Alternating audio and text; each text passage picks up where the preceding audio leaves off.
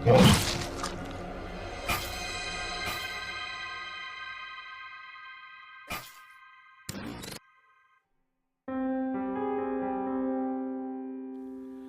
kwentong ating ibabahagi sa gabing ito ay tungkol sa isang establishmentong kilala at tatak na sa bawat lugar dito sa Kamaynilaan at nagbigay ng kilabot at takot sa isang personalidad.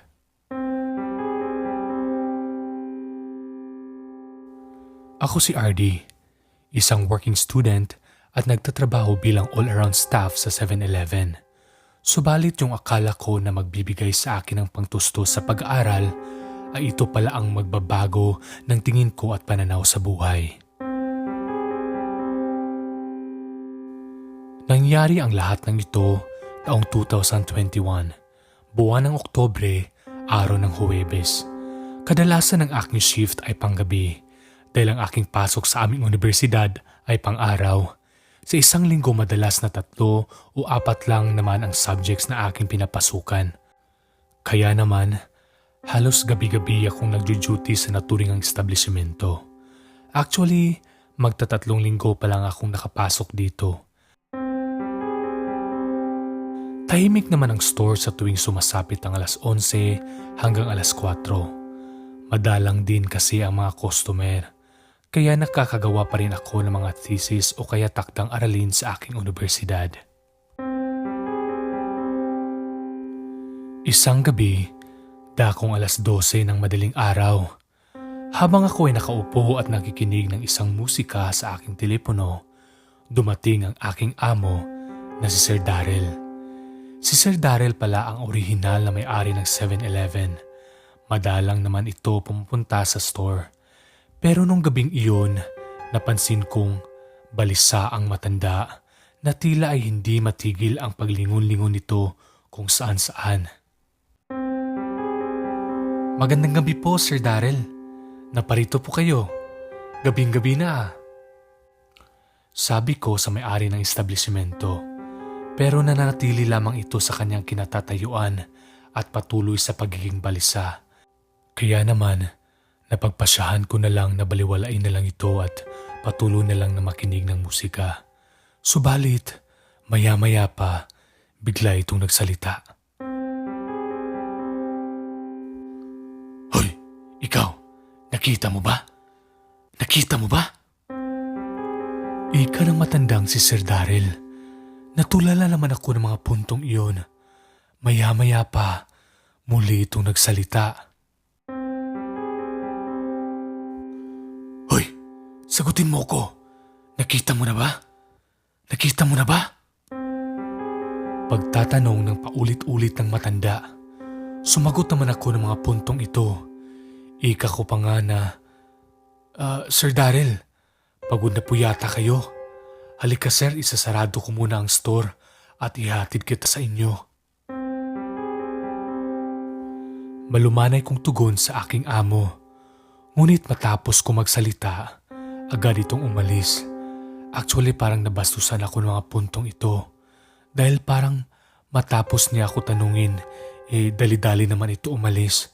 Pero binaliwala ko na lang ito.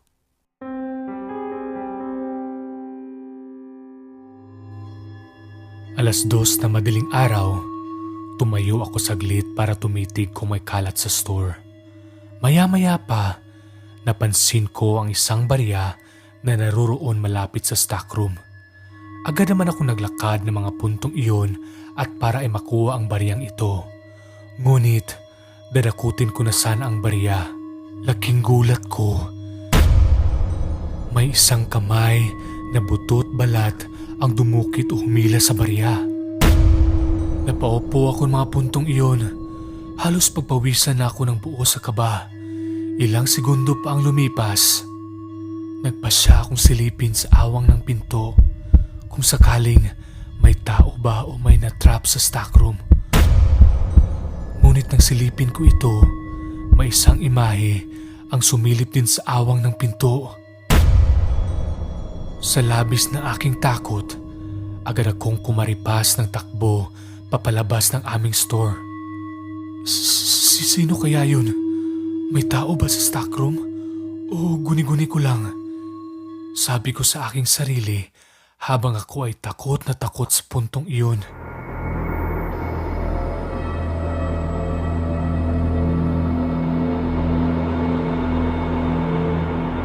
Makalipas ang ilang minuto, dakong 2:40 na madaling araw, nagpasya ako muling bumalik sa harapan ng stockroom. May tao ba dyan? Hello? May tao po ba? Sabi ko habang nanginginig pa rin ako sa takot. Pero ilang segundo na ang lumipas, wala ni kaluskos ang aking narinig. Wala rin akong narinig na boses mula sa loob ng stockroom. Kaya naman, unti-unti ko itong binuksan.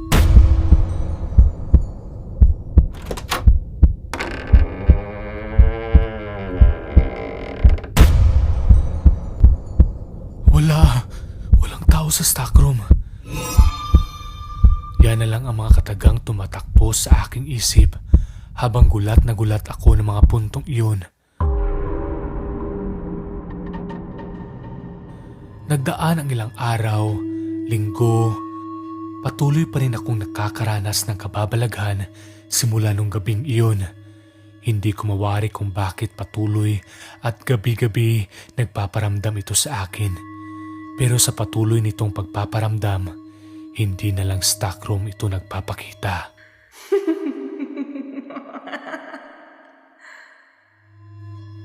Gabi ng Biyernes, buwan ng Nobyembre, habang ako ay nakikinig ng musika, naisipan ko na silipin ang mga inventaryo ng store. Kadalasan kasi na ginagawa ito sa tuwing sumasapit ang Biyernes, lalo na't night shift ako na nakatuka. Habang tinititigan ko ang mga nakalista sa inventaryo, kabigla-bigla na lang nawawala o nagkakastatic ang musikang aking pinapakinggan. Lobat na yata ako, mapatay na nga lang.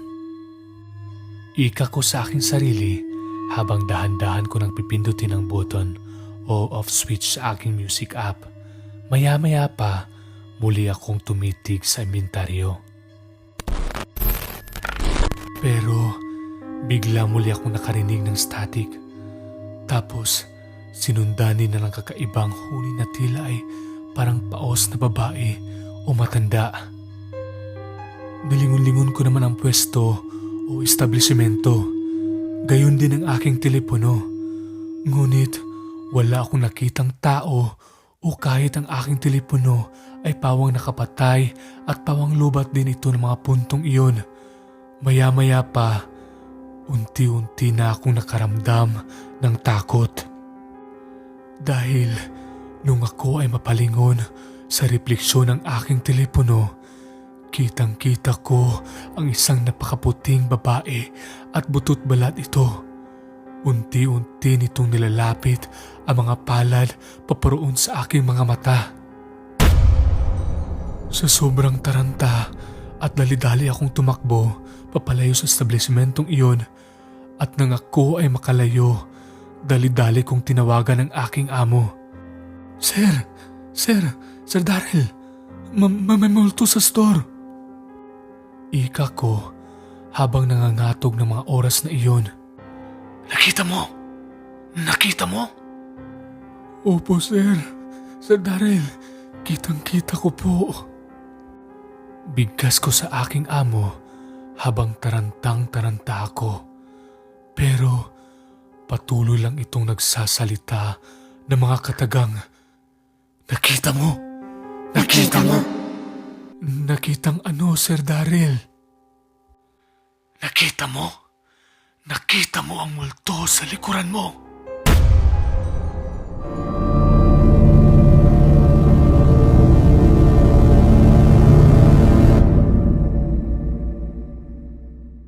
Ilang araw ang lumipas matapos ang insidente. Pumanaw na ang aking among si Sir Darrell. Ayon pa sa mga anak nito, dahil daw sa katandaan kaya naman ito ay namayapa na. Subalit, wala pa ring malinaw na kasagutan sa palaisipang pagpaparamdam ng multo sa nasabing establishmento. Simula rin noon, hindi na ako nagtatrabaho sa store na iyon. Naghanap na lang ako ng ibang mapapasukan. Pero alam ko, nagtataka din kayo at naguguluhan.